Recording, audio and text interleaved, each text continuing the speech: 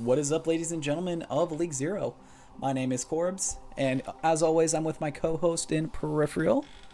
Yep, that's me. Got a new mic this time, so should be better in that front. Hopefully your ears don't have to suffer as much. Thank goodness. Anyway, and we have two special guests this week. On my right-hand side, we got Red Knight, the main tank of Fortunate Sons, What's up, guys? and right below me, we got Gordo, the main tank of Rio Redemption. Yo, what's up, man? Anyways, let's move on over to the recap of the last games. So, we have a 3-0 in favor of Rio, with the player of the match being one of the guests this week in Gordo, and the honorable mention being Polar, as well as a 3-0 on the side of Fortunate Sons over Geometric, with the player of the match being Intensu, and the honorable mention being Joe Razor. Well, first of all, let's talk about this Rio game. I was a caster for it. From what I saw, Wisdom did not look like themselves. Definitely, it just looked like even though, yeah, Rio just looked like the definite dominant team, and so far they're pretty much the front runner favorites to, I guess you can say, win the whole thing, especially in this division. Gordo, you were in the game. Do you have what were your kind of like, what was your perception of Wisdom, especially since they kind of, had some technical issues, I guess you can say? You know, we kind of expected, like, the results that happened, a 3-0, mostly because Spongy Cheese was out and gone. But, we kind of wanted to focus on exposing the DPS line for what they were, because honestly, that's the only scary part about Wisdom Academy, for us at least. But then P-Box started having issues with his laptop and internet and all that kind of stuff. So then we switched the focus over from DPS to kind of focusing on P-Box whenever we could and whenever we saw the opportunity to. And then, our main thing was kind of let the tanks, keep the front line situated while letting Polar and RQT and everybody else just do their thing from the back line and flank angles and all that stuff. So we just kind of wanted to expose weaknesses hardcore, and I think that's what helped us win.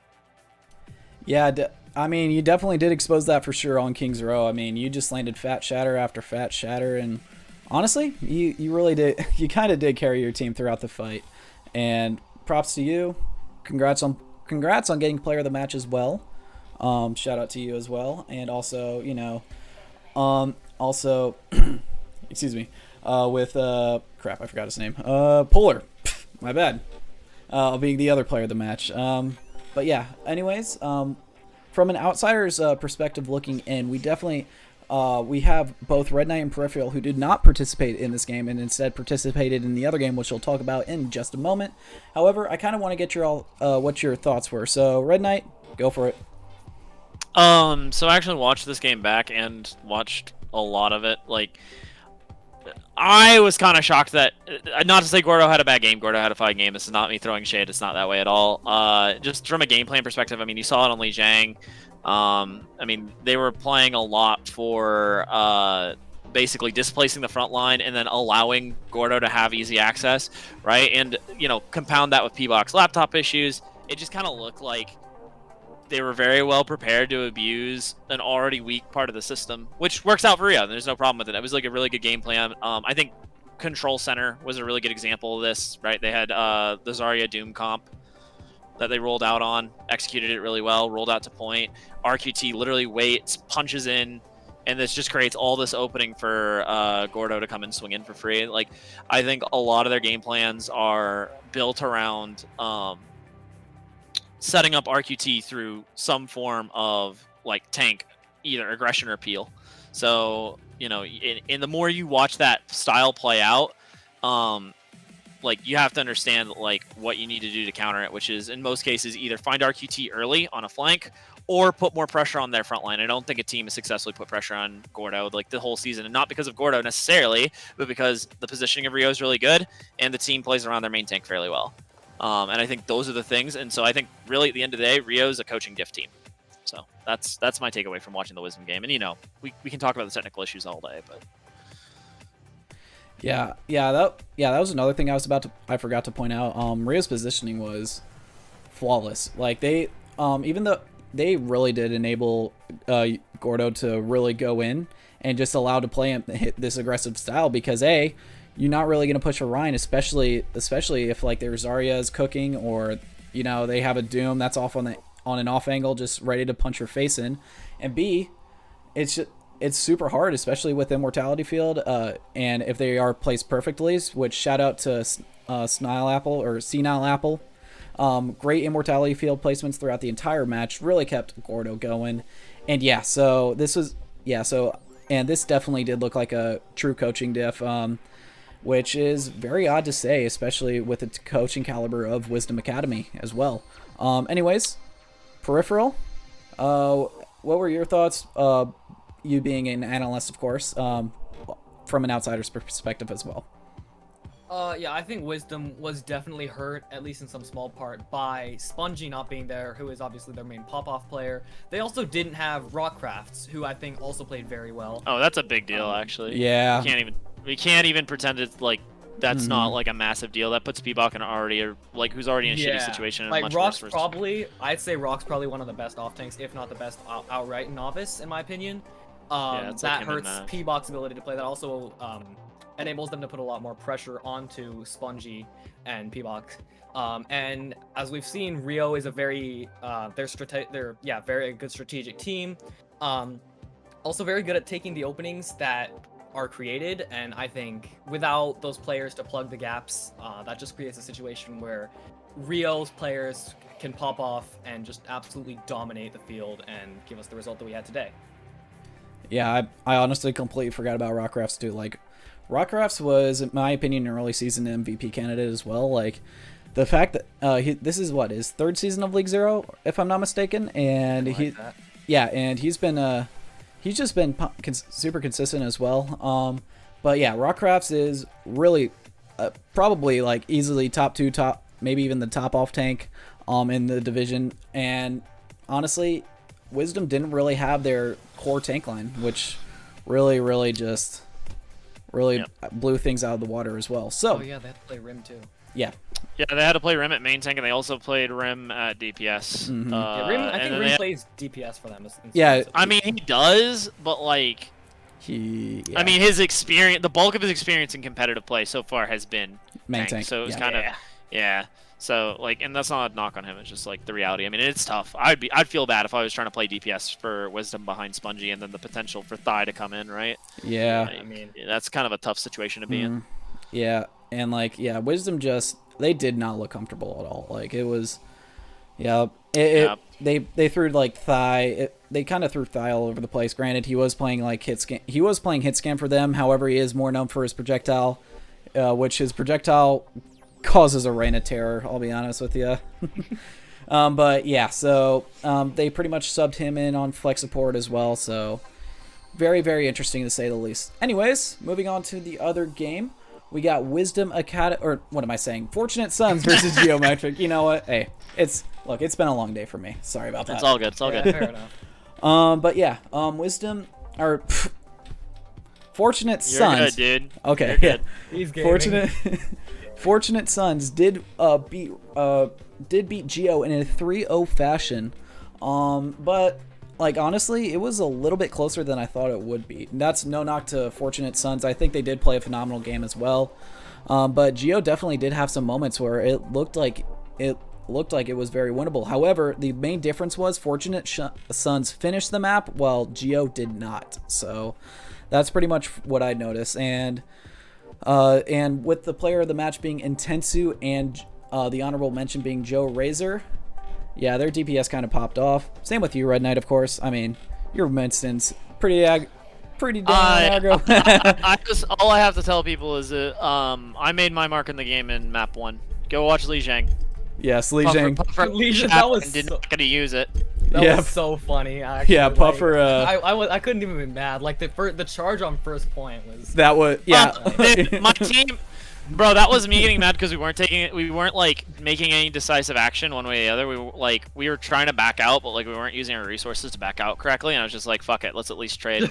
Just W key head empty. Hey, who cares? Yeah. So like and once Geo lost Puffer, the one thing I have really been proud of the Fortunate Sons team is They are doing a really good job of, in fights where I die, like really Picking up like the winning cones. those out a lot better. So like I was like, whereas I felt like Geo really needs a main tank in a fight to sustain through it. That's just my take on it, because basically the moment Puffer died, like it just gets very disorganized.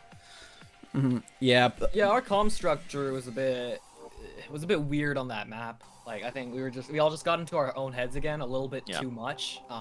But I will say though, Soul and Soul popped Tetsu off too. were both That was on something. That Yeah, was a great DPS matchup too. My backline likes dry peeking a pocketed Ash.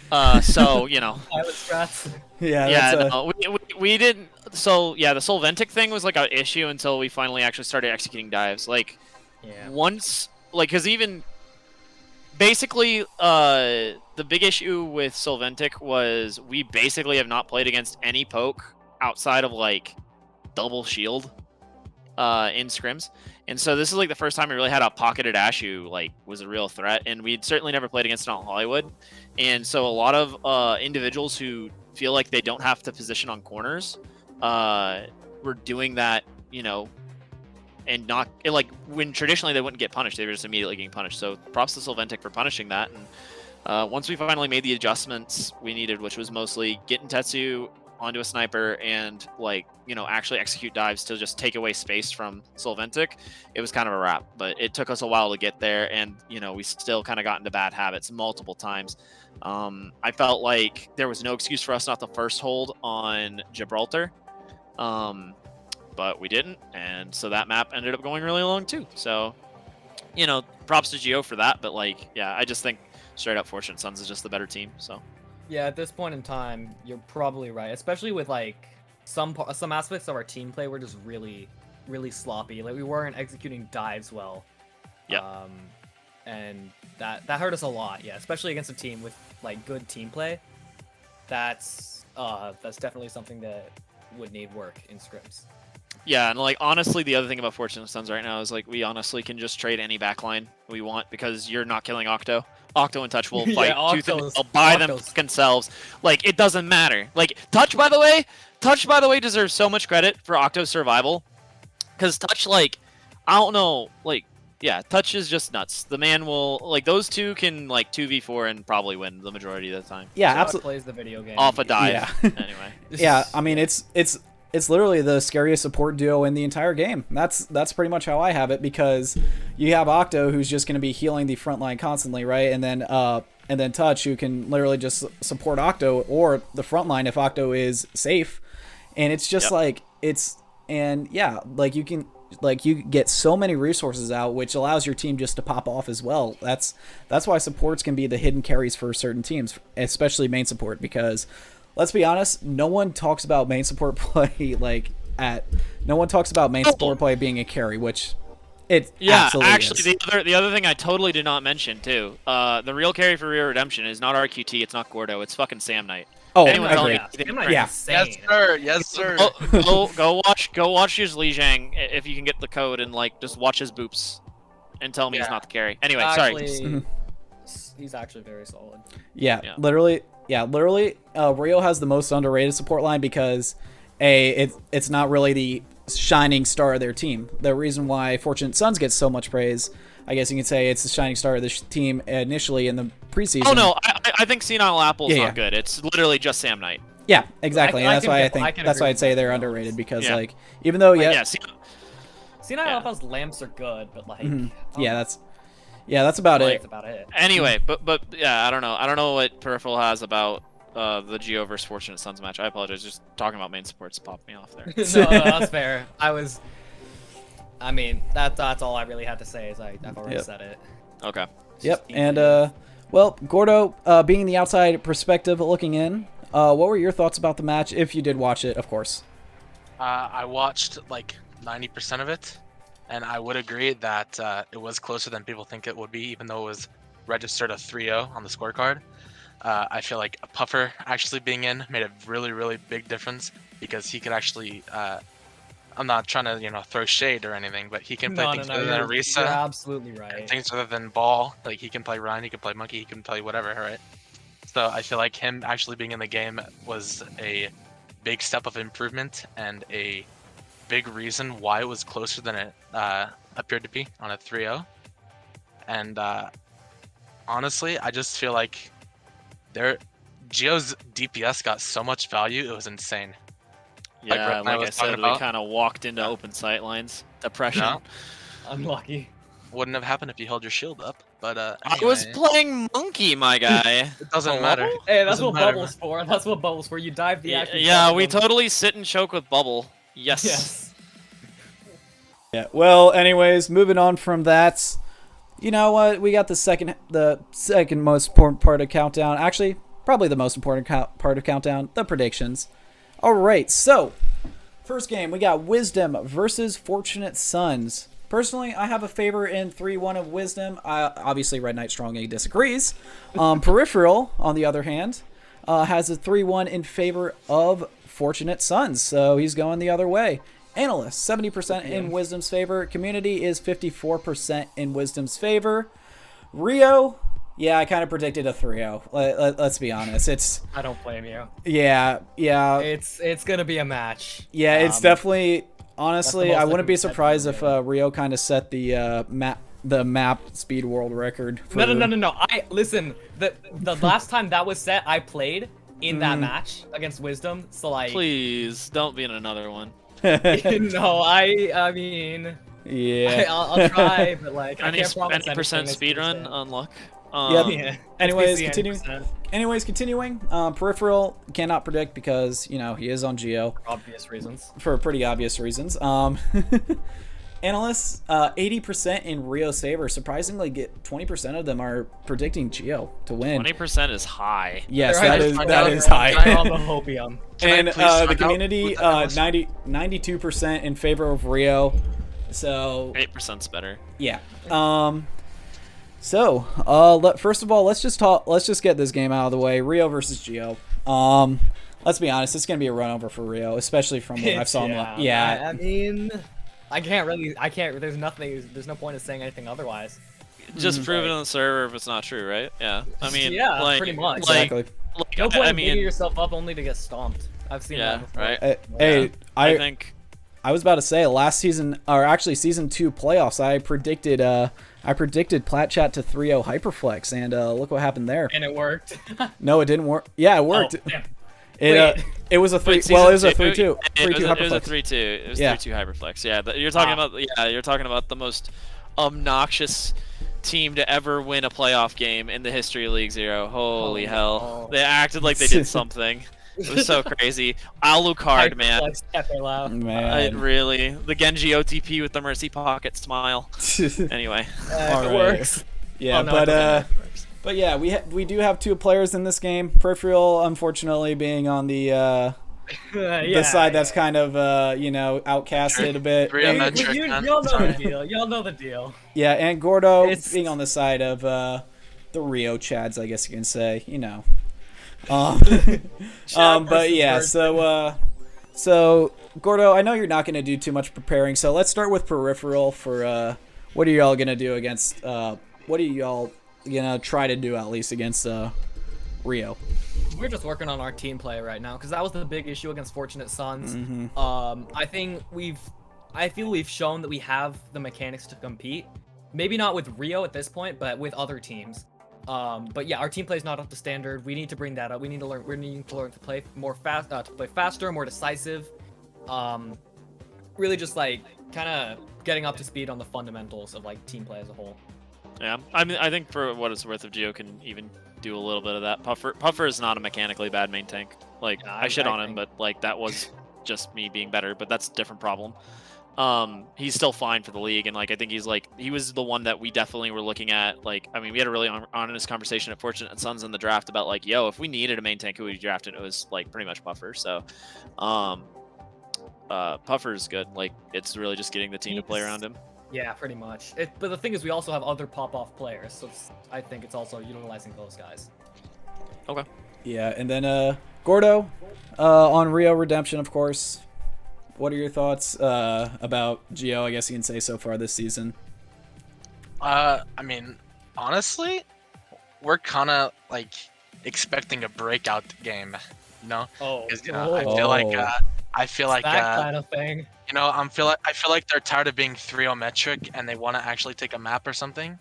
So, you know, we're preparing pretty well, I think. Yeah. Learning how all to I'm gonna dive, say is- learning how to dive as a DPS player, and Learning how to dive forehead, yeah. and I mean- learning how to not stand in the open in front of. Yeah. Like, Using learning corners how to is not have important. your- It's a learning real how to not have your problem. monkey Go I mean, on the high yeah. ground by himself. Plus, Puffer's about to experience what Red Knight did in week 1, so. Again. Oh. Oh. Well, who knows? It could be me. Oof. Well, let's be real here. It won't be me. I mean, Yeah, you gotta honestly, get I'm. off the reset first. Careful, Well, Gordo. my- You see me in 2 weeks, bud. You see me in 2 weeks. Well, yeah. Well, well, even pretty though much I am wearing the shades right now, but there is some shades being thrown between these two main tanks for sure. I mean, yeah. it's just wild. It's just wild to me that like a main tank who literally gets to play safe, wait for RQT to do all the dirty work, and then take credit for it is like talking so much shit. Like, it's kind of ridiculous. Like, I'm chill, Gordo. Like, I don't mean it to be like, don't take it that deep. Like, but it is kind of wild how like you're getting all this MVP clout, and it's like all RQT's clout, and you're stealing it. It's kind of wild. All I'm gonna say is we gotta wait for week 4 whenever y'all play next. Yeah, That's for gonna be a fucking real. spicy game. Yeah, That's dude. gonna Like, be very spicy. I mean, shoot, we can actually, my team can actually run a Reinhardt comp now. I'll see you when that happens. That'll be fun. Oh. Oh, this is. Well, Didn't you run bring it back like double Puffer most of did, the time, dude. though? Huh?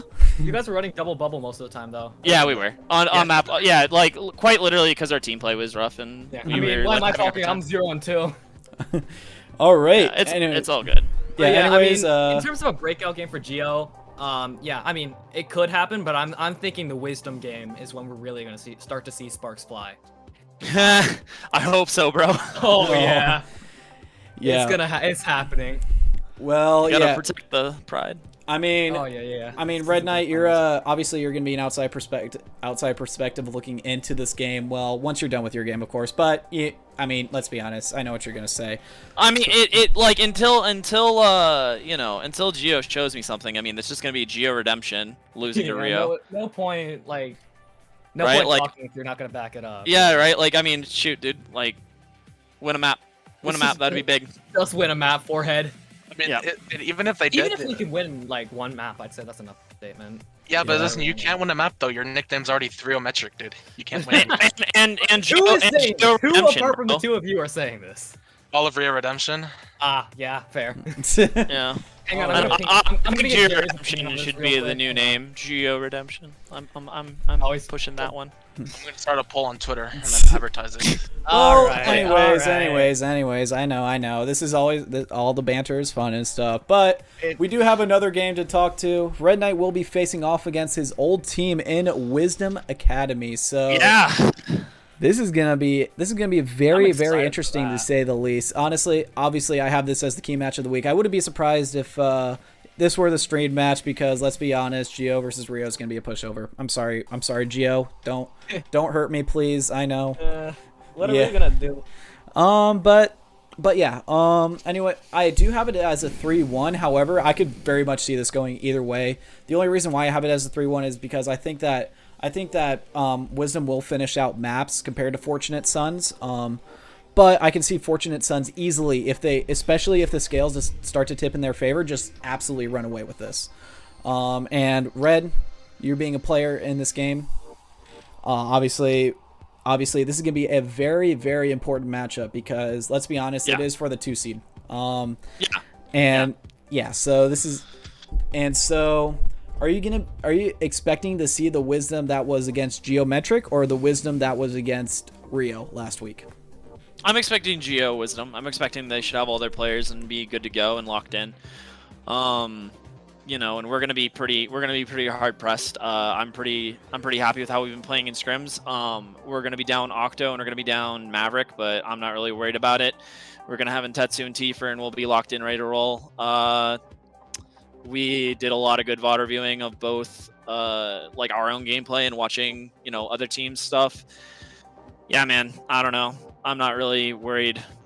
Like, P-Box positioning kind of gets Papega at multiple points throughout matches. Like, he even on laptop, it doesn't make excuses for like, you know, literally feeding through a choke to RQT's Doomfist multiple times.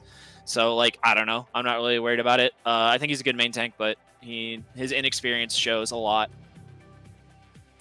Yeah, well, yeah, definitely agree there. Peacock has, I mean, he's kind of been more of a reliability for Wisdom than like other players on the team.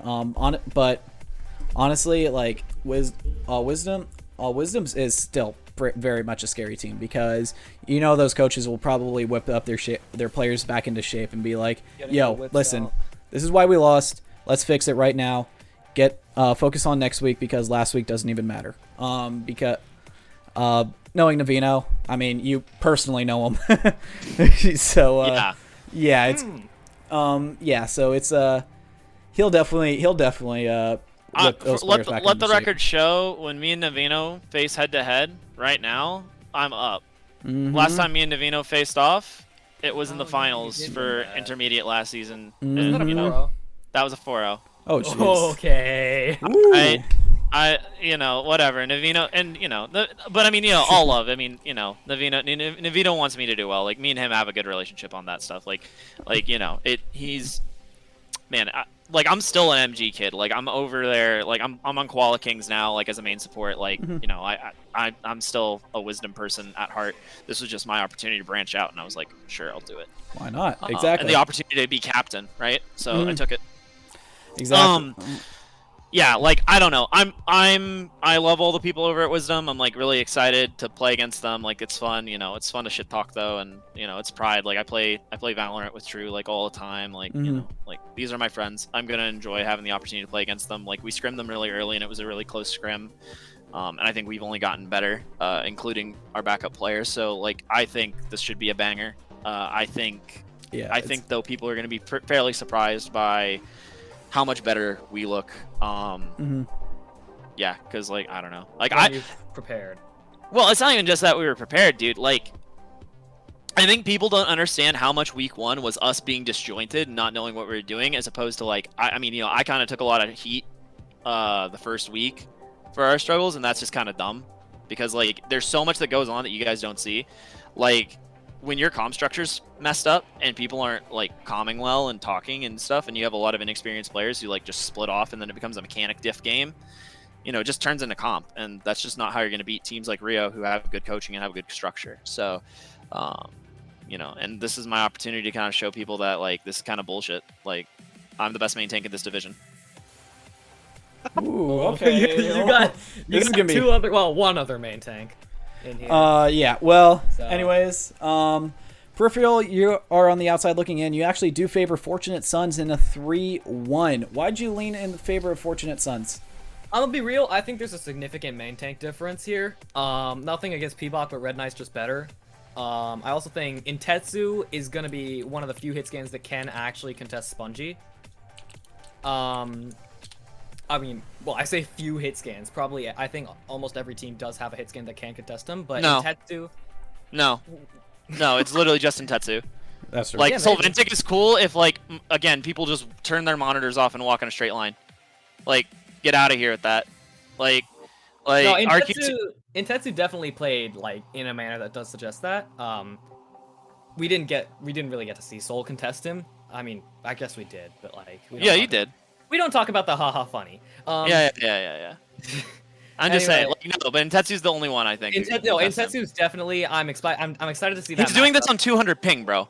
Oh my god! I forgot about that. It's EU But at 120 yeah, to 200 he's- ping. He's killing definitely- everything. The guy was a sleeper pick in Pugs. I mean, I don't know why he was a sleeper pick. I thought he was gonna go first. He was really good in Pugs. He's been really good for you guys now. I think, with the support line, especially with the aggressiveness, with the aggression that you guys did show, I think, and like the overall team play, I think you guys can take it against Wisdom. All right. Anyways, last perspective we have for this game is going to be Gordo. The main tank that Red Knight kind of just called out. but anyways, Gordo, what are your thoughts about this game? And just end it with your prediction. Honestly, I had it in favor of 3-2 Fortunate Sons, just Who because knows? I feel like you know, you know, even if it is an MTD, I feel like the Wisdom DPS can out carry Fortunate Son's DPS. You know, I'm gonna just keep that honest. And even if P-Bach doesn't have laptop issues, you know, it'll be close. You know, I think MTD will be close, but Will I think Red Knight still got it. To be honest. Appreciate it. I don't think it'll be that close, honestly. I mean, if Wait, real talk for a second. I mean, I know I'm talking shit, but like P-Bach is legit playing fairly well. Like anyone who scrimmed him, no, seriously, yeah.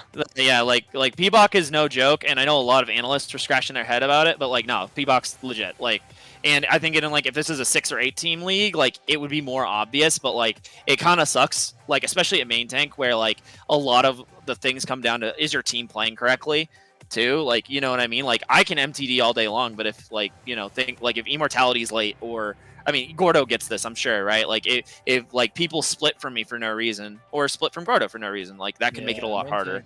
It's really team play based, so yeah. So like MTD is gonna matter, but like and I think P-Bach's doing a good job playing for Wisdom and no, seriously, like P-Bach honestly in my opinion is doing all he can for like his situation. Like he's pretty good for being like kind of down a whole PC.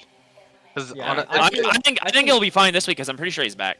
Yeah, he's solid. But like, my question is if that's enough with how stacked the league is. Like, I feel listen. I am not admitting he's better than me. That is not what's happening. I'm just trying to say let's not dog the kid, because there's like this whole thing where like since P-Bach got drafted, it's like question mark who Megalol. Like no guys, dude, the dude's good. Like I mean he's trialed for teams I've been on before and like he's been fine. I feel like he's good, but everyone else is just cracked. Is kind of the way I think about it.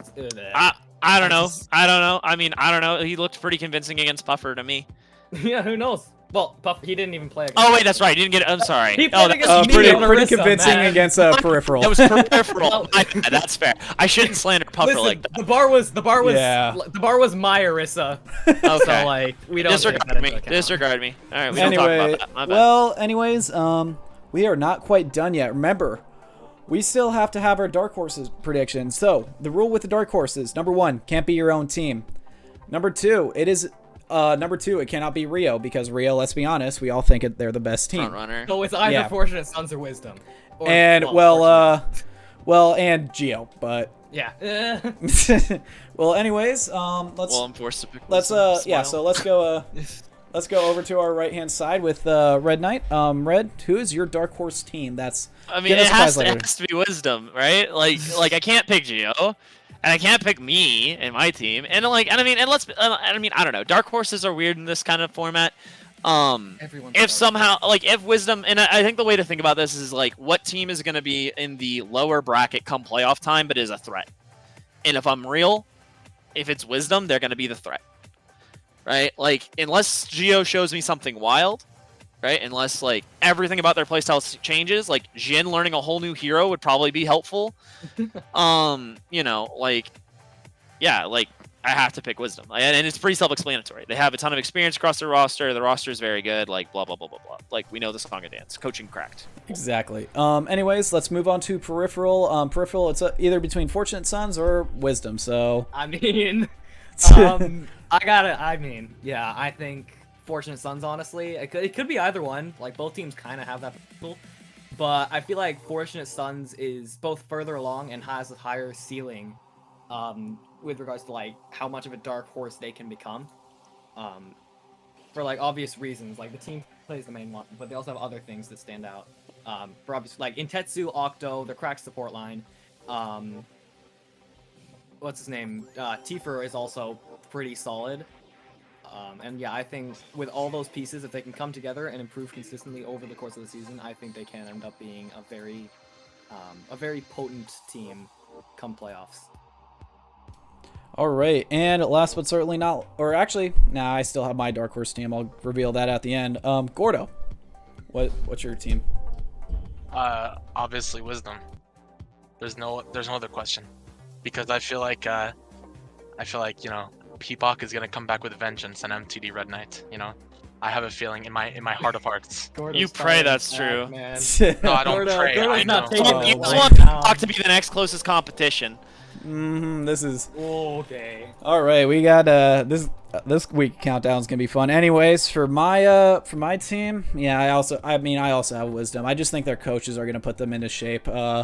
Because let's be honest, like Wisdom's coaching has always been phenomenal ever since they were introduced as a League Zero team, and they've always hey, this game was tough. They put it behind them, and then yeah, they just keep moving forward, I guess you can say. So, and that honestly, it really did show in season 3 when they did lose to Geo in the last game of the regular season, but then beat them in the championship for the Novice crown. So, anyways, we finally made it. 35 and a half minutes later, we made it. But I thought it was gonna be longer. I'm gonna be real. Yeah, I did too. It's just my PC decided to have an issue. But anyways, my name has been Corbs with my co-host Peripheral and my guests Red Knight and Gordo. And I hope a good one, guys. Exactly. And well, we have the intermediate section coming up, so countdown is not quite over as much as y'all want it to be. Inter is next, and followed by advanced. And unfortunately, we do not have a special segment. Yeah, expert died. To lie.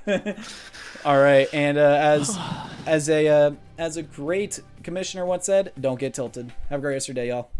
Welcome to week 3 of the League Zero Intermediate Countdown. I'm your host Navino, joined by Jeff.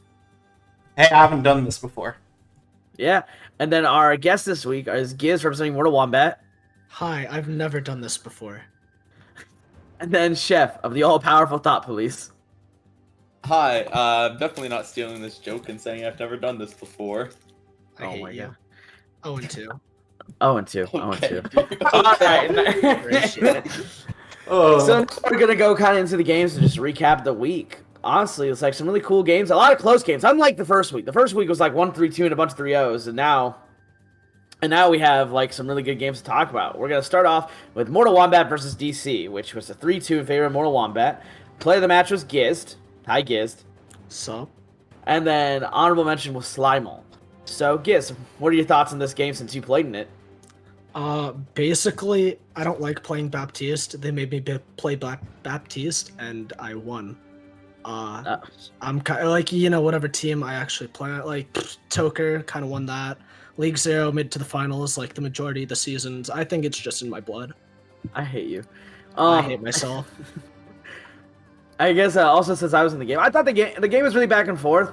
Tanic really popped in the Pharah, but we were able to bring it back. Like, I thought we looked our strongest in like the Rushmere. I don't know how you felt about that, Giz, but it's like there's not much else to say other than double shield Pharah, go Burr. Yeah, unfortunately, ping breezy. Unfortunately, at the time of this recording, the VOD hasn't been released yet. So yeah, I'm just gonna take Mortal Wombat's word of it that they just rolled. Honestly, like we didn't really roll. No, like Yeah. they played some really good maps. Like it was the 3-2. Yeah, like Volsk, we threw. Tanic B did kind of pull out the Torbjorn because it's like 700 ping. Honestly, like I will say, I think if anything we threw Giz was Eichenwald because like we held them like before second and didn't cap. Yeah, I did so much work. Like you'll watch the game, but like we hold them right before second point at Ike, and then we go into first with like 4 minutes and don't cap second. Like we go into like we cap first with like 4 minutes, and then yeah, it was a tragedy. Farah really does go Burr. So overall though, like. It was a good game. Like I thought we played pretty well. Obviously, like unfortunate for DC because they had roster issues. They didn't have Corey or Pongo for the first 4 maps, and they had Pongo for map 5. Yeah, Pongo had a 100% map loss rate. Kind of disappointing. I mean, it's always hard to go into a game like when you're. What I would assume that he would have been out like doing something that prevented him from playing the other maps, and to then like go in and like play a map with like the game on the line, that's a rough situation. Like overall, Can be, yeah. I mean overall, like, I thought Pongo played fine. Yeah, that's true. Came in 100% map win rate. Like I got bench for map 5. This is true. Yeah. All right, enough masturbatory comments about Mortal Wombats, and let's. All right. Next game is gonna be Tenacity versus Capitalism. 3-1 in favor of Tenacity. Player matches Oats. Honorable mention They're going was to be giving Dizzy. them a lot of patience. So, However, now they're I watched this back, and I actually think, like, still, Epic Shock, I think, played a little bit better than Dizzy. Dizzy just plays really aggressive, and he did really well because, like, Capitalism never really punished that aggression. Also, I have to mention the Psychic Core pin off the map 1. And I'm just like, dude, I saw that. It hurt my soul. It hurt my soul, Chef. Dude. Chef, what did you think of this game? This game was, it's still, I'm not gonna, it was a really, for the most part, one-sided map. Capitalism were able to sneak in on map 3. For overall, though, I don't really have any doubts towards Capitalism for this, because I think Tenacity is probably easily, if not the best, team in the division right now. And so Capitalism being able to snag a map off of them still shows that they're still a pretty good team overall. I also, like, Capitalism is a good team, and Nova had, like, a really good map in Gibraltar. I thought his Rhine looked way weaker than it did versus DC, because that's, like, to me, what really kept him in it was Nova's Rhine play versus DC, and then it just wasn't really there the same way. Maybe Nova, the matchup with the aggression of Dizzy was just bad matchup, I don't know. Well, I would also, I think, yeah, that it's a bad matchup with Dizzy. I think Dizzy's Rhine can get in a lot of people's heads, especially if you get off early, and it can make you make some weird choices. But I think Tenacity still showed chinks in the armor. They didn't look as I would say they showed a few more issues as a team than I thought even in week 1. I thought week 1 they looked very, very strong. And you compare this performance, and it was still a 3-1. They still played well, but I don't know. They didn't look as good as they did in week 1, and a lot of that might just be Capitalism is really, really good, or really this good that they can push these teams. But I think there were issues with. But I still think they're the best team in this division by a mile, right? Like, Giz, do you have anything you want to add? Nah, I mean, you guys basically said what I was thinking.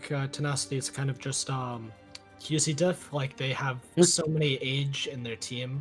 Like, everybody on that team is so old. They just have so much more experience than all the other teams. They can't lose. Of course. Yeah. Okay.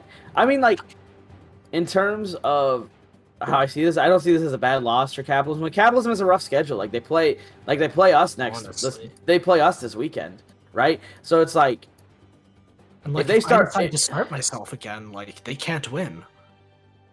It's a joke, by the way. If they start 0-3, I don't think you can call this team bad. It's not like, Thought Police or Pega Paris starting off 0-3. No offense, Chef. Like, they still have a lot of potential, and they're still probably my surprise team so far. Definitely my surprise team. Anyway, moving on to the third game, which was MI6 versus Thought Police, where MI6 won 3-2. Player of the match was Monarch. Chef, you want to talk about this game since you are uniquely qualified to do so? Yes, I am. So, I think this game, I'm pretty sure after this game they called a good amount of cleaning to the kitchen for the amount of spaghetti that was dropped on the floor throughout this series. Okay. What does that even mean? MI6 dropped their spaghetti, bro. They almost lost it. They dropped their spaghetti. No, our team dropped their spaghetti maps. Map 1, we just dropped a little bit of spaghetti. Map 2, we spilled the whole pot all over the place. It was a disaster. Then map 3, MI6 dropped their spaghetti, and they still weren't able to clean it up. Map 4, and then map 5 Map 5 was honestly really close. It came down to one fight, and overall, just our team had dropped more spaghetti at the end of it. Yeah. And yeah. Just from watching it, like, it just seemed like a really weird match.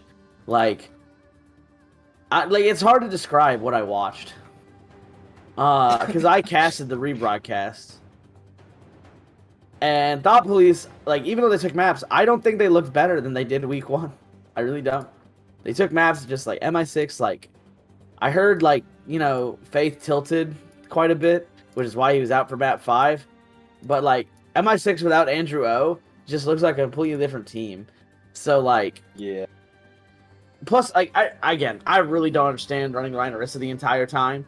Like, if I was small hamster as an off tank, I would be scarred for life with how much Orisa I would have played in a single game.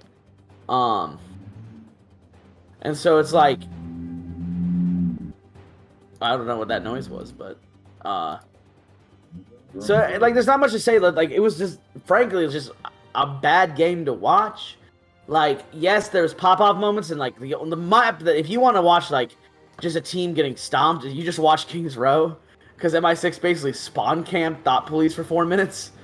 But then if you watch like the other 2 maps, it's like just who could do a fuller hold, and it was just like all these flanks and everything. It was just really weird.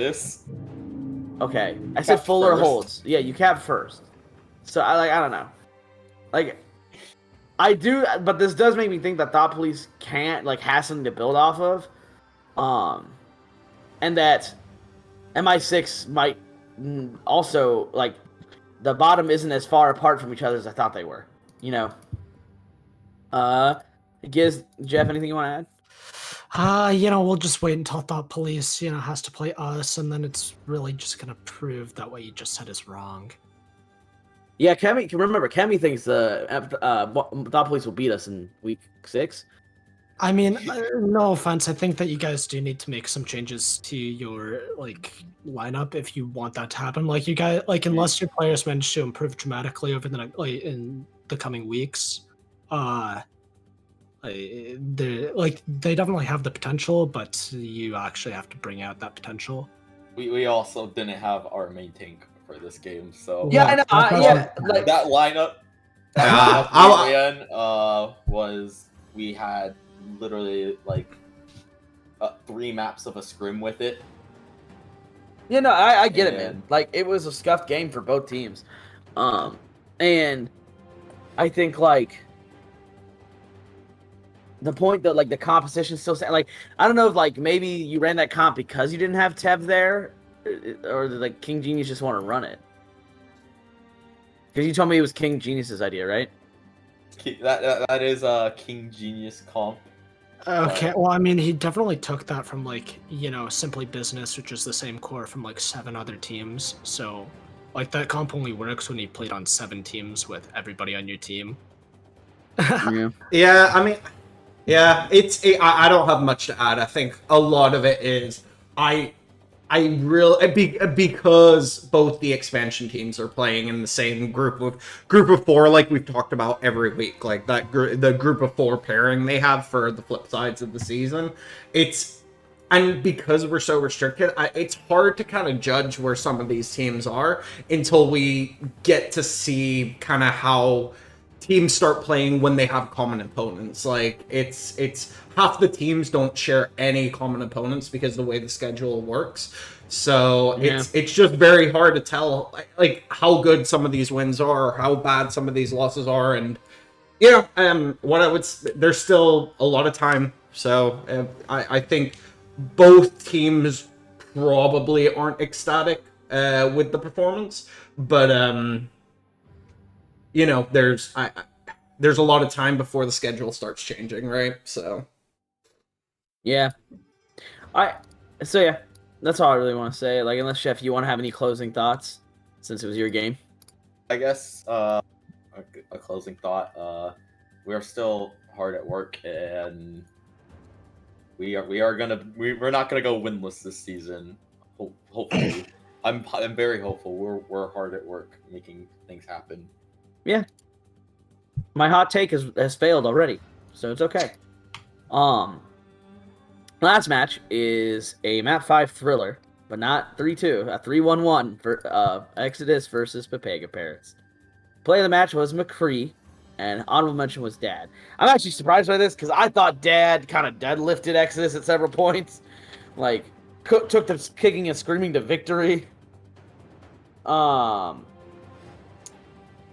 Yeah, I mean, did anyone else watch this? Yeah, game? I watched. I would agree with you. I think the only reason that Dad didn't get it is because he got it week 1. I think he's having he's having an MVP type season where he is absolutely the most valuable player on this team, and he's it's not close, I don't think, honestly. He's 100% agree with he's playing so well though right now, like, and they do have good support play for him. Axel is keeping a lot of them alive throughout these fights, right? Like, I think McCree still played pretty well, but that is, playing next level right now almost. I will say the reason they won Lijiang is because the same things I talked about in their week 1 game versus Thought Police that I said, like, they play so slow, and Pepega really kind of abused that on Lijiang, in my opinion. Like, they played so much faster than Exodus, right? And on Control League, it's really hard to play slow, because if you give up point, right, they can just walk onto you, like, or just hold point. Like, it's just harder to, like, use those that slow play style to win games. And I thought Pepega kind of just walked into them several times and won based on just walking into them, versus when the week 1 game versus TP, where I just thought like TP kind of just like let them stay there. Like TP didn't have any aggression, and so it kind of shows that chink in the armor I was talking about last week, which is why they honestly though I thought like they should have just won 2CP, but they kind of just like both teams just looked kind of lost on 2CP. At least that was my opinion. Anything you guys want to add, Chef and Gizd? I mean, I feel like Pepega has a lot of potential. I'm probably going to get into this more in a later segment, but they have the coaching and they have a lot of players that have been known to do well in the past. So I feel like I've kind of been disappointed so far, but I think they could definitely be a sleeper pick to be like a sick team later in the like later down the line, like by week like 7 or 8. And with like the star power and Dad, like I really think they have potential. Dad's not on Pepega, he's on Exodus. Am I dumb? I might be You dumb. are, yeah. I might be Yes, dumb. very. Sorry, a lot of words happening. Cut the VOD. I do think Pepega, once Ryu comes back, has the ability to have a decent team. I'm just not impressed by their support line. And like Feces has been okay, but it feels like half of a good team, half of a bottom feeder team to me. Like once they get Ryu in, like the 2-star players on Pepega, frankly, are Juice and who played really well, I thought. Juice and Central. Yeah, Central played well, I think, honestly, it's unfortunate that their schedule is the way it is, because it does not get easier from them from this point onwards. I think they have a pretty tough schedule to wrap things up. Yeah, they do. But that being said, like with Ryu, they do have the ammunition to really do okay. Anything else anyone want to add about this game? One thing I'll mention is now they had CBT running on main support, and now they don't have a main support because they dropped Monster, which has been fun. Wait, Exodus? No, they have Yosemite, right? They have Yosemite. Either they have or Pine, as some might call them. Yosemite. Yeah. But that being said, like Pineapple, like has availability issues anyway. Like at least from what he's told me, and from the conversations I've had with him. So it just makes me worried about like certain games. Like it's the same way like we're gonna have like we're always gonna like any team I'm on, if the game's on a Saturday, like there's a chance I have to work, So like I'm just like now they don't have that MS depth that I actually thought was like one of the strong points of the team, because Monster and Pine were like a good depth. I think Pine is better than Monster, but Monster was like a good option if like Pine couldn't make it. They bring different styles to the table. Like yes, the Reddit versus the actual fight planner. I love you, Monster. But yeah, it's kind of weird about how all that went down. But since nothing has been said, I'll just leave it at that, because it's just a very weird champ type way to go down. So I think that covers all the games. So why don't we move into our discussion topic, which is more of a what team do you guys think is the dark horse contender in Intermediate? Exodus. So Exodus, So I guess to get this out of the way real quick, can everyone just name their? Let's go top 3.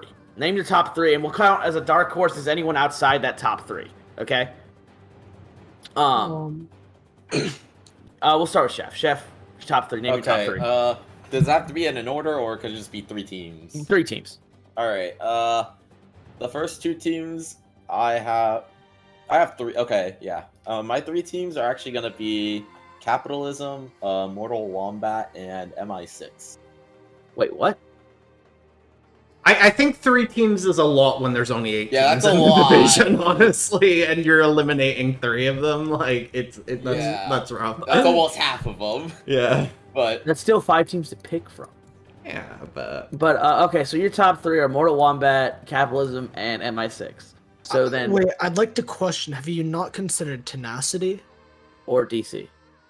I mean, I Dark can understand Horse, these. Oh no, we're talking Dark about- Horse. That's like No, I thought. you can't really Just- say a team is Dark yeah. Horse when everyone rates them highly already. Okay, I think you misunderstood my thing. I said, to get an idea what a dark horse is, I want us to name our top 3 teams in the league. oh, I got you. And Yeah. then I- fight for the remain. So we I get to misheard gauge. you completely. How- Okay. You have MI6 as top 3? Yeah. No. Okay. all right, yeah. So I think everyone would agree Tenacity. We don't even need to argue. I think Yeah. everyone considers them top. I think I still think DC's in top 3.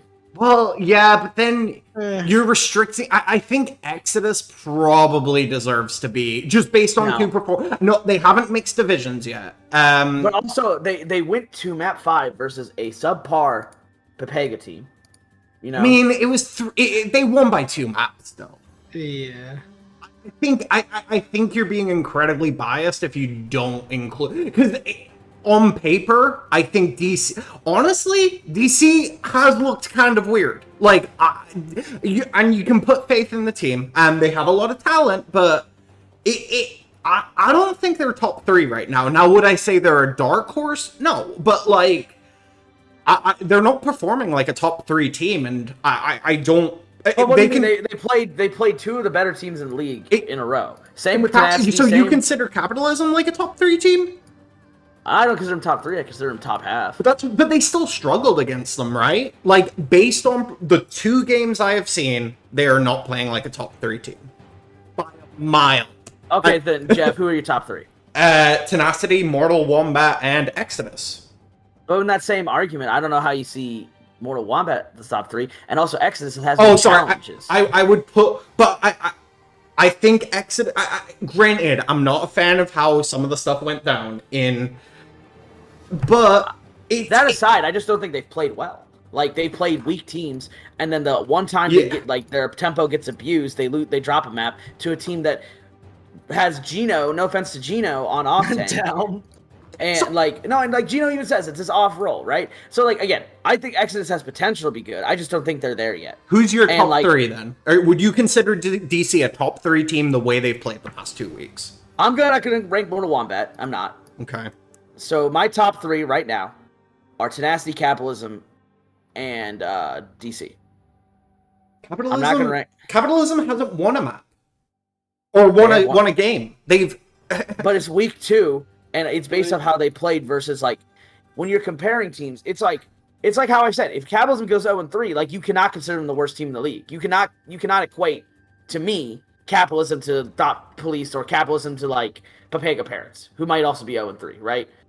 Or like whoever wins between Thought. Wait, is it Thought Police and Pepega Parents next week? Yeah, whoever wins Yes, between them will be 0-3. Like to me, they're 2 different types of 0-3. It's 2 different stories. You know. Yeah, I mean, I get it. I just don't agree with how much you're discounting the other like teams. I don't think the top 3, like, you could be, like, I think the top, like, 6 right now are all close. So to me, like, top 3 is not, like, we don't have enough data to say, oh, these top 3 are better by a mile. I think the top 6 overall is pretty close. The only 2 teams that I think are much worse than everyone right now are Thought Police and Pepega Parents. This has become the new segment, by the way. I think this is more interesting. Oh, yeah, like, just talking about powering. Like, guys, like, Gizd and Chef, what do you guys think? Like, what that? I think top 6 can all be, like, on a good day, bad day, could all take maps and matches off each other right now because we've only had 2 games to look at everyone. Yeah, I still like. I think that's like a weird segment that we're doing because like there has only been 2 weeks of games, but right now Tenacity obviously, MI6 I'm kind of tempted to put there. The only issue is like their first 2 games were against what's considered by most people to be the 2 bottom teams. And that's what's holding me back. I feel like Capitalism's a good team, but you can't rank them top 3 unless you're going to rank Double Cap top 3. And I really don't think that Capitalism's a top 3 without ranking Double Cap top 3. And there's just not enough room for that. So I'd probably have to say that it's Mortal Wombats, Double Cap, and Tenacity. Okay, that's fair. Uh, What about you, I guess- What about you, Chef? Who's your top 3? So, I agree with you, Navino, in terms of top 3. Only I probably swap your team in for Capitalism. Yeah. Solely because you weren't counting your team, obviously. But at least with how I'm gonna even throw my team in to this discussion with how all the teams have played so far. After this whole like groups of 4 thing is over with and the 4 teams play each other, at least with how all 8 teams have played these first 2 weeks, the 4 teams that are currently like Tenacity, Double Cap, Mortal Wombat, and Capitalism, if nobody improved from here, I would not see anyone in that 4 dropping a single game after the groups of 4 split. Like, I honestly see right now the top 4 teams in standings playing and the bottom 4 teams in the standings playing. Okay. And that's fair. Like, I also, like, after watching the first game, like, I know I'm pretty harsh on Exodus, but I want to say here now, I do buy it in many ways to the Exodus hype. Because, again, like, Immorta, Sig looks really good. I don't think Shinsei looked as good, but I think Kizaria was pretty good and his Diva was pretty serviceable. Like, the big weak link to me is, like, their main tank situation, and now their main support situation. But Dad and, like, McCree/Laser has been a really good DPS duo, and Axel has played really well on the flex support. Yeah. So, like, they do have the makings of being a solid team, but, like, it kind of, like, the tempo issue I have with them, just from watching, right, goes back to, like, the leadership thing that Jeff, that you and I talked about in preseason. Like, who is their IGL? Is it Dad? Is it Fish? Is it, like, who is it? You know, like, is it Pine when he's in? But Pine's never truly been an IGL. He's just like an alt tracking kind of guy. You know, do you know what I'm saying, Jeff?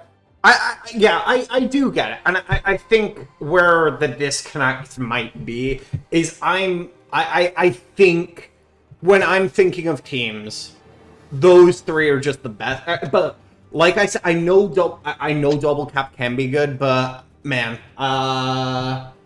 it's just weird watching them play as well. So some of the comps they're running, like their tempo looks weird as well. Like, so I think both teams are kind of struggling with tempo and like what they want to play. Like, and I think I that's kind of what I more so was getting at, you know. But yeah. Yeah, I think it was cool though to kind of talk about these opinions because like I don't think we've really visited like our rankings and like why we rank this way. You know, I don't rank my team, but like I just. I mean, if they dropped that Navino guy, that'd be a lot better, honestly. True, facts. Start Chow 2K21. They just have Gibbs come and play off tank when he wants to. Anyway. I mean, better than playing Bap, right? It's true. That dude, he's so. I'd rather not play the game. I will say that for me, this is actually a good segue. So we're gonna go to predictions now. For me, Telltale. I'm actually gonna start from the bottom, Jeff, just because like this kind of segues into it. Yeah, the graphics never so we're good. So, if Exodus loses to MI6, everything I've said about like, I really have to relook at MI6 because I don't think MI6 is a good team, even though the 2-0. I do not think they're a good team. I think they're a very false, good team right now. You would have them as your biggest poser, you would say? 100%. 100% right now. But if they beat Exodus, I will revisit that. And also, it'll prove to me that what I'm saying about Exodus tempo issues is true. Because honestly, though, I am worried because MI6 did drop Faith because Faith is going to boot camp. If they have Faith in and they played at the tempo they played in Kings Row, I think they beat Exodus. Because that Kings Row tempo was, that was something to watch. It's going to be a good DPS battle. Like, yeah. If Roy's popping, that is true. I don't know how I feel about Swifters. Because I don't think, I was not, like, Swifters play serviceable. I think that the duo of Exodus is stronger than the duo of MI6, if that makes sense.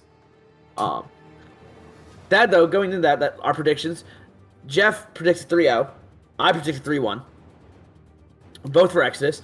Analysts is 67% in favor of Exodus, and community is 54%.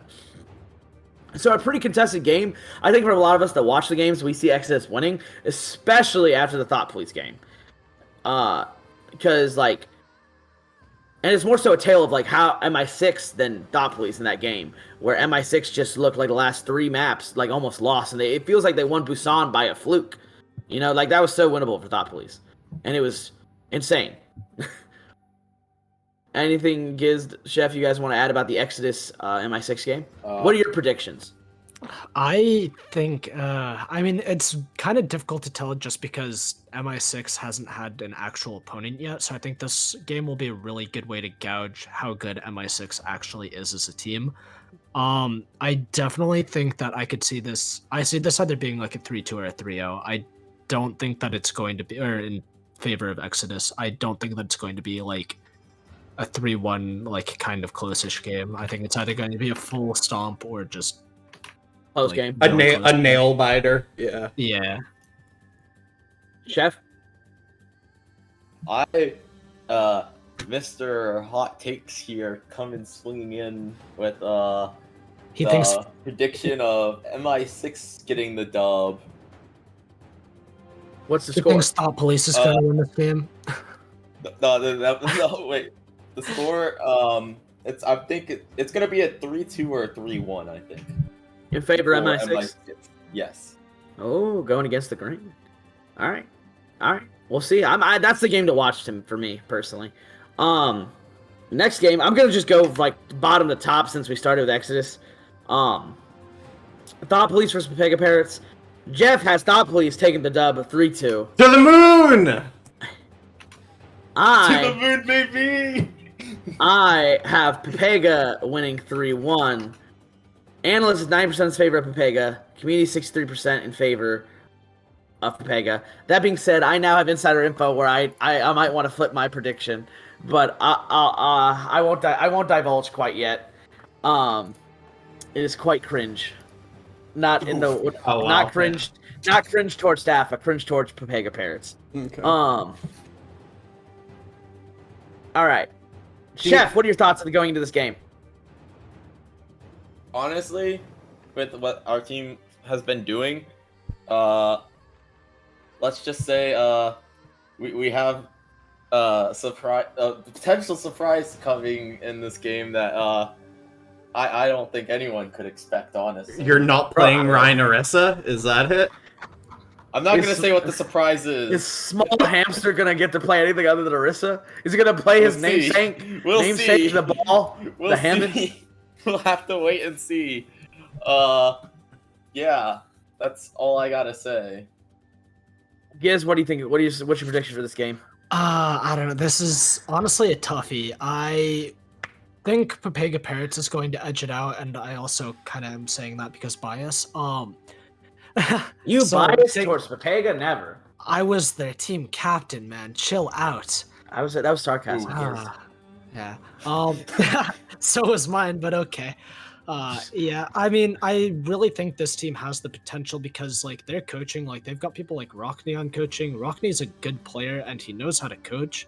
Like, I really think that if their coaches, like, actually show up and do their work, then this team has the potential to go far, and if they do that, I think this game will just be, like, one of the games for them where they just, like, win. But I think it'll still be a close game, either 3-1 or 3-2 in favor of Pepega. All right. All right. Well, Jeff, anything you want to add in the case of Thought Police? I since you haven't done do. the win? Thank you for Oh, asking. I thought you weren't going to. Nah, bro. I I don't remember the care boy. about your opinion. Yeah, no, I know. He gets Chef and gives off every time. No, Thought Police is I think their supports are pretty strong, and I think they're stronger, or yeah, I think they're stronger than Pepe. I think it's gonna be close. I'm sticking the 3-2. I'm not even thinking about changing it, but I just feel like Pepega hasn't shown me a lot yet. Like, I granted the expansion team, they didn't have enough time, but they need to show some pretty large improvements, I would say, for me to be comfortable in picking them in this game. Okay. All right, then. Moving on to the next game, which is Mortal Wombat versus Capitalism. Jeff has Mortal Wombat winning 3-2. I didn't predict this game because bias. Analysts have 56% in favor of Mortal Wombat, and the community is 50-50. Jeff, why don't you start us off? Yeah. A lot of this is just because I think Capitalism can give Mortal Wombat some problems on maps that favor their kind of aggressive brawl style, but it's going to be close on those maps.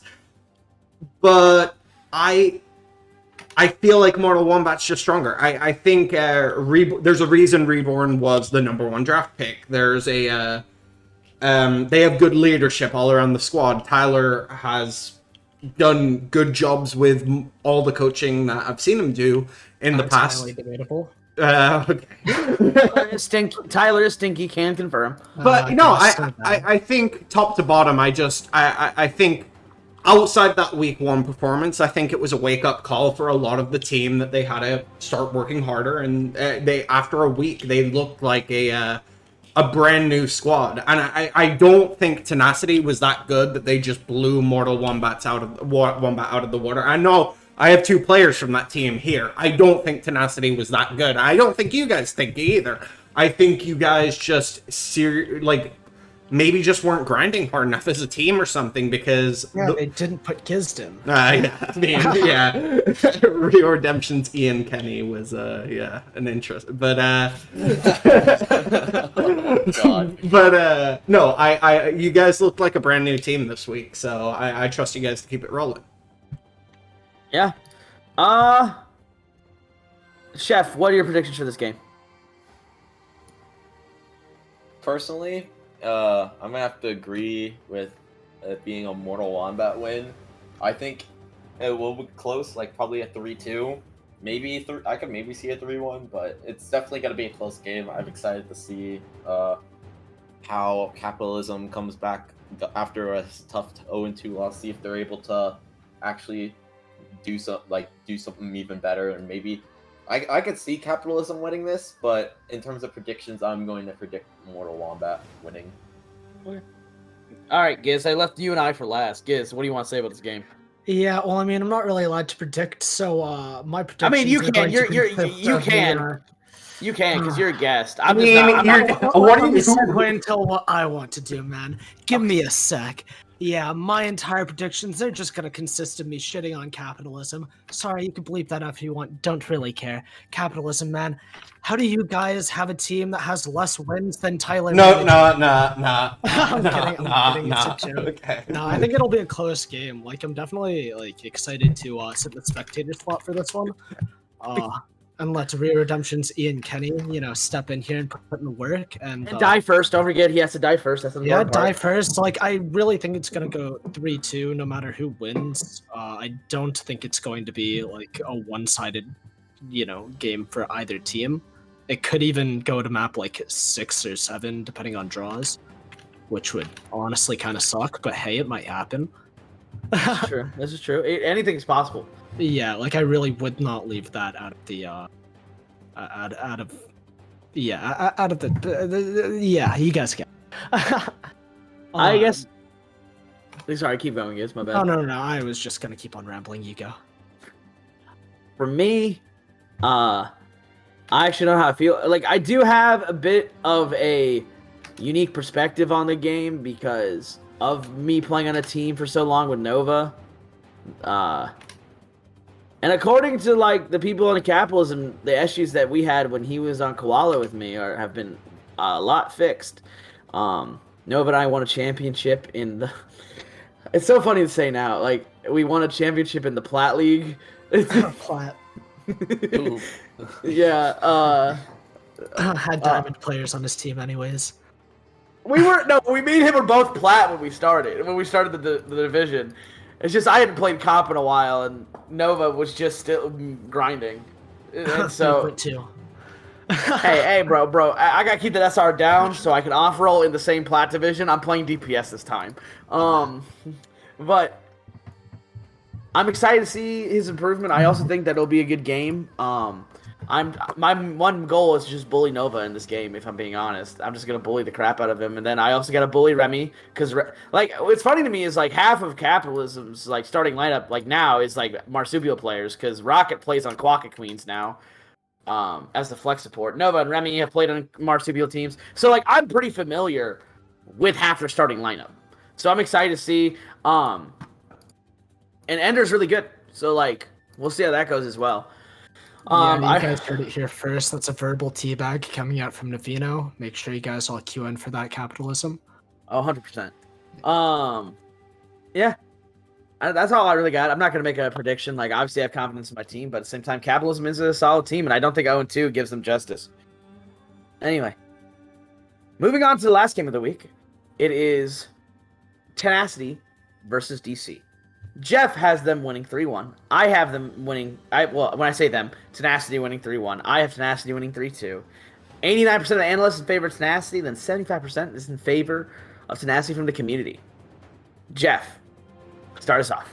Yeah, I mean, I think Tenacity just can run more comps, and I think QZY is a smart dude. He'll figure out a lot of these fire comps that Double Cap likes to run, right? I think I just feel way more confident with Tenacity than I do DC right now, and honestly, like it might be a 3-0, honestly, depending on what maps we're going to. Okay. And then for me, I have 3-2 in favor of Tenacity.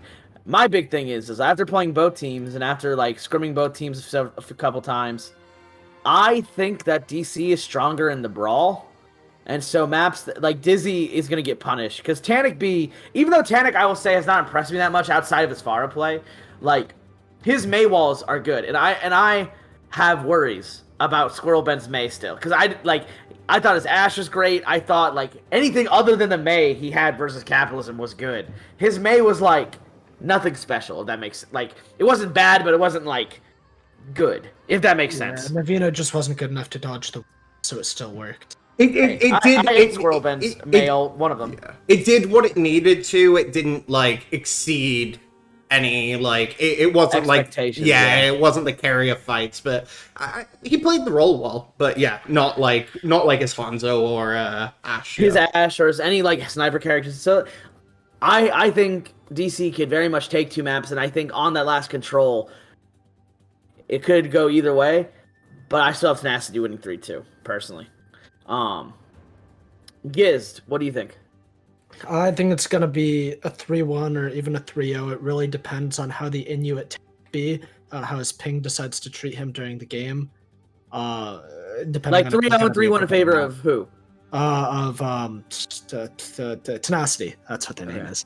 Like QZY, we've mentioned this before. He's an old dude. He's, seen the Pharah comps like since they were invented back in like 1946. Like that dude's like 80.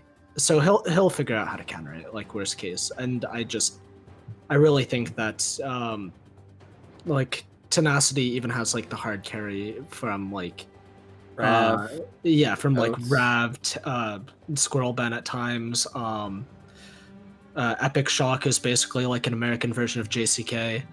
Like they have the potential, and like a lot of like the parts to win this with relative ease, I think. And if we got 3-0'd by them and we managed to beat DC, like it's like some rock paper scissors stuff where it's like what makes DC capable of taking a map off of them.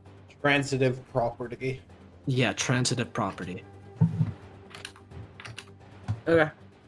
Chef, what do you think? I think it's gonna be a 3-1 in favor of Tenacity. I think, I honestly just think overall Tenacity is just the better team.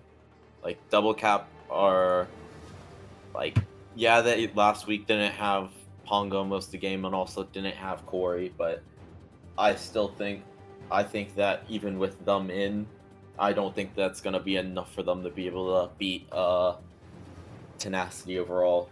So I'm giving it to Tenacity. Dang, guys. I do have faith in DC, but I still did predict Tenacity win. But dang, y'all, I feel like y'all really sleeping. I think. Dang, Well, I the don't even community have. knows my opinion on DC, so. Wait, what's your opinion on DC? I'm here. Let's hear the juice. Let's hear the juice. I don't know. I don't think it holds true anymore after seeing all the teams play for another week, but after week 1, if I were to make it a personal ranking, I was having them in the lower half of the power rankings. Oh. All right. I don't think like I could put them in lower half because like even if they I mean, have now, honestly, now that's more defined. I can't, but I think that they're like number 4 on the dot. But it really 4 depends. or 3 for me, honestly. All right. Well, that's fair. So we have our predictions in. You've heard it here first. This is the we're psychic, so all these will come true. None of us will get any of these predictions wrong, except Even Jeff. Jeff will get his predictions wrong because I'm right, he's wrong. I should start tracking our prediction win rates. You can. I'm gonna do that for next week. I'm gonna bring up our win rate, our percentage correct picked. I'm pretty sure they do that at the end of each season, give him the prediction award, and it always goes to Grapecake because he casts Novice. Not anymore though. Grape's not even here. Yeah. But that being said, unless you guys have any final notes, thanks everyone for joining us. We had some riveting discussion. I learned that Jeff really does have a Papega brain. Joking, Jeff. I love you. It's not a joke, Jeff. He hates you. But thank you all for joining us. Thank you all for joining us. This is Navino signing off. Turning to the games this weekend. Or don't, Hello, everybody. Welcome back. We are hopping into week 3 of the countdown in the Advanced Division. I am one of your hosts, as per always, Asdo. And joining me this week is not necessarily the usual suspect of RMM. He got arrested for loitering or something. Don't know what happened. But, of course, we have Corbs joining me. Corbs, how are you? I'm doing pretty well. Don't worry. I think I know enough about Advance. I've watched all the games, and plus I like to Canvas Advance as well. So hopefully, if it takes me too terrible, I guess you can say. Oh no, you'll be absolutely fine. But on top of Corbs, we have 2 guests, usual thing. But we have some new customers here. We have Dashi from Hope's Peak, and we have Eok from Goofy Goobers. Introduce yourself. Hello. Excellent. Do I not get it? Was that my intro? Or? That's your. Hey, listen, your intro can be whatever you want it to be. I'll hop right into the recap for the week though. Some pretty interesting games. Feel free to chime in whenever you want, guys. But in general, 2 game 5s from both of our sets this week. Some nail biters. What do you guys think of your games? I actually casted the Hope's Peak versus Goofy Goobers game. With the aviators. I think that's what gives us power. I have to give a credit to those aviators who are giving us the power to win.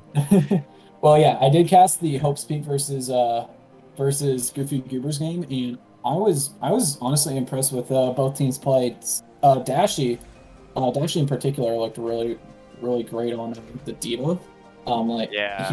He was able to deny so many of Bone's ultimates that pretty much just negated the May. But props to Goofy Goobers as well. They looked more comfortable on comps that were not Reinhardt and more like rather Winston comps. So they can still be a very scary team if they run comps off of Reinhardt, because I mean Enoch is a phenomenal off tank still. And like the tank line's really great. The DPS line is also really good. I saw Hero make his debut, and he looked spectacular on the Tracer. So yeah, it was a really good set from both of these teams. Obviously, if we're getting into the recap here, we have a 3-2 victory for Hope's Peak on Busan in that map 5, went all the way to the tied 1-1 all the way onto what's the map? Sorry, go ahead.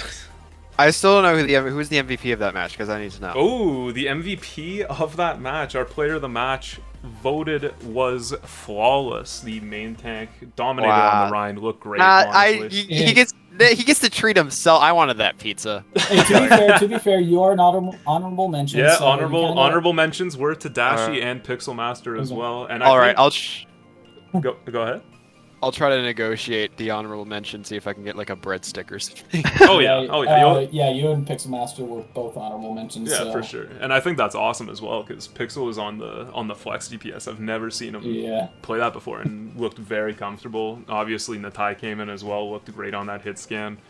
Just really good job from Hope's Peak, and Goofy Goobers still looking strong. There's just a couple missing pieces, we're not too sure, but to recap the other game as well, Powerhouse was able to take out Axolotl Syndicate 3-2 as well. It was a 2-0 for Powerhouse. They were looking strong, dominant, as kind of everyone was expecting, but Axolotl, they grinded all the way back, just weren't able to close it out in that map 5. Player of the match for that match is Jason, with the honorable mentions of X-Runner and Azali as well. So, pretty solid week. Pretty solid week for games. Love seeing close games. It's one of the things that I kind of really appreciate about this Game 5s are tournament. always great. Yeah, it's awesome, because especially in this advanced division, I find that the competition is so strong that any team can take out any team any week. Like there's no, yes, Powerhouse is a very good team, but I feel like anybody can win at any point. So seeing these game 5s really kind of solidifies that idea. But we're gonna hop into our topic for this week. We're looking at some dark horse runs. Obviously, as I was saying, Powerhouse looking very strong. They're up 2-0 in this season. But who do you guys think could really push back and kind of compete for that top spot? And maybe somebody that is kind of just lurking in the shadows right now. I mean, I may be a little bit biased here, but Goofy Goobers, they even though yes they did have a rough loss against Hope's Peak, if they had just ironed out a couple of things, they could be a very scary team to deal with. Like I could see them competing. Like if they iron out some more things, they can definitely compete with the top teams. I don't see them winning per se yet, but if they definitely just work on a little bit more coordination, making sure that owners doesn't get walled off by a May, and honestly just looking to really help improve, like team play a bit more and maybe get their DPS rotations a little bit figured out, then I can definitely see them being one of the better teams in advanced once you get towards the end of the season. Yeah, for sure. I mean, Yuck, you might be able to add in a bit here. What do you think as a team your next steps are to kind of push up to that next level and maybe start taking more of these games in more convincing fashions? Well, what I love about my team so far is that we got stuck on the Orisa comp in the first week. We felt okay on it going in, and then we got stuck on it in the following maps after the first one we won, the only one.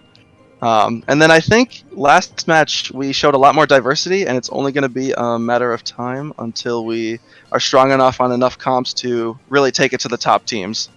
No, and I think for sure, I mean, going against Powerhouse again the next time with more hero comps in our pool is going to be leading it to an interesting match. No, absolutely. I mean, something we were talking about at the start of the season before all this happened was that you had an incredibly flexible team, that you guys can run a lot of different comps, and I think that's kind of starting to show. And being able to iron out more and more of that, I think it's just going to be a bigger threat to some of these teams that might be kind of feeling forced to win the comp. Dashi, for Hope's Peak, what do you think your next steps are for getting to that top level? Well, we got the thing that's really breaking us right now is just we got all the players with like the worst scheduling. I'm gonna this is a bit of a, I guess this is gonna be a bit of a spoiler, but I'm not gonna be able to make this next match. So we will again not have an off tank player. Which so we have a lot of scheduling issues. I think and we also had a few players that actually I had to step down. So we are down to our only 2 DPS players, and they have scheduling issues as well. We're hoping we have one in mind that we want to pick up, but the window isn't open yet for us to sign them. But I feel like, when we get all of our pieces in place, I feel like we're gonna be one of the top teams. I might be biased, but I think, looking at all the off tanks in the league, well, I think Toasty has really surprised me in how good he's become on his role. That's one of the players I was really looking out for. Mm-hmm. I think I think he's had some great performances that I wasn't expecting to that level, and I think he's really outperformed himself. But the big one for me, still in the off-tank round, is X. I think me and X-Runner are probably the 2 best off-tanks in the league right now in terms of advanced. Mm-hmm. So I'm really just looking to, once I get all my scheduling issues sorted out and I'm actually able to play, and we get those issues sorted out, I feel like with the pieces we have, we could really take it to the top. Awesome. No, that's great. We're gonna hop into predictions, and I'll ask for a bit of feedback. I'm not gonna ask necessarily for our players here predictions. Corbs, feel free to add whatever you want. But when we're hopping into predictions, big game, Powerhouse versus Hope's Peak. RMM, who again in prison, don't know what to say, but has predicted still 3-1 in favor of Powerhouse. I myself have predicted Powerhouse in a 3-0. Analysts, 100% Powerhouse, in the community 95% Powerhouse. Pretty convincing. Dashi, what do you have to say for that? What do you? They're just right. They're just right because we're not gonna have an off tank player again, so we're just gonna lose. But it's gonna be fun. We're gonna try our best. It's gonna be fun. I'll be cheering them on. We weren't able to reschedule. It's unfortunate because I really wanted to play Powerhouse. Because I feel like we could, with all of our pieces, I feel like we could really take it to them, but it'll just have to wait. They're 99%. I'm 99% sure they are winning. Yes, they're probably going to win. Hey, listen, it's honesty, I guess, but who knows? You never know. Could still surprise us. We could see Hope's Peak coming out with a big 3-0. Could be huge. No. In our other game though, we have Axolotl Syndicate going up against the Goofy Goobers. RMM has predicted a 3-0 in favor of Axolotl. Myself, I've predicted a 3-1. Analysts, 100% going Axolotl. The community, only 71% on the Axolotl. Still high, but a lot lower than the Powerhouse prediction. Eok, what do you think going into this one? What do you think are your steps to beating Axolotl here? Well, the first step is definitely improving our Rhine composition. Seeing how Sim May Brawl is just the baseline meta for most teams, it seems, we have to step up our game there. So that's our first. That's plan 1. Plan 2 will be just getting our first dub here. That's what we want to get. We want to get on the board. Going 0-3 into the second half of the season is not going to be exactly what we want.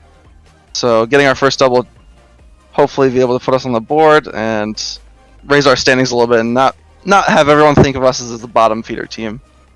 Because I think even though we've started 0-2, what I like about the Advanced Division is that the gap doesn't seem very large between each team. Maybe between Powerhouse and whoever you have as second, but I think as the season plays out, it won't be as large. For sure, I think every game that gap's closing. It's getting a lot more competitive, which you'll love to see it. But Corbs, what do What do you think for these games? What do you, if you had to predict for Powerhouse versus Hope's Peak, what would you guess? Well, after hearing what happened with the Hope's Peak off tank situation, yeah, I gotta go for Real Powerhouse. Sorry, but like, it's well, like Dashi is pretty much the really consistent Pete on thing or piece in that Hope's Peak team that really allowed them to just tip over into the scales to tip over into their favor against Goofy Goobers. Like, if he doesn't eat all those blizzards, it could have gone very, very differently for Goofy Goobers as well.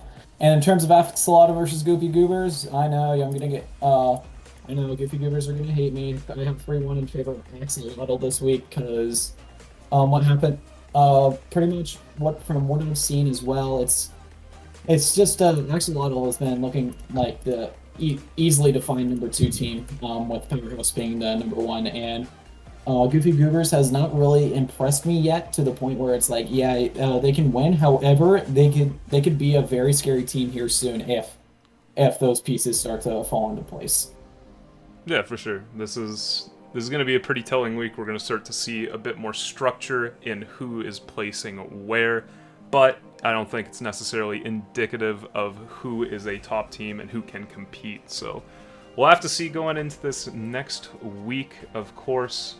Some big games coming up. I have been your host, Asdo, joined by Corbs. Our guests, feel free to show yourselves out. Dashi, Eok, thank you very much for joining us, and good luck to both of yourselves this week.